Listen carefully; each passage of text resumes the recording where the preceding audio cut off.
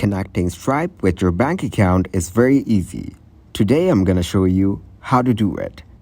First of all, open up the stripe.com website in a web browser. Once you get into its site, click on the dashboard button from here. Then, from the dashboard, click on Add Icon and go into Settings. Now, from Setting, you will find out Payment Method Domains option.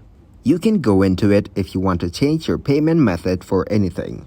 Then, scroll down a bit and click on External Payout Accounts and Scheduling. It will take you to Bank Accounts. Now, from here, click to Add Bank Account.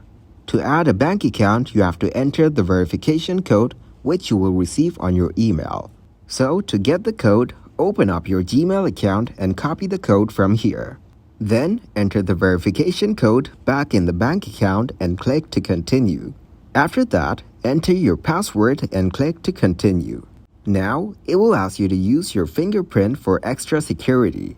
You can also use PIN code and your security instead of fingerprint. And then, you have to enter the account holder name, its routing number, account number, and click to add a bank account.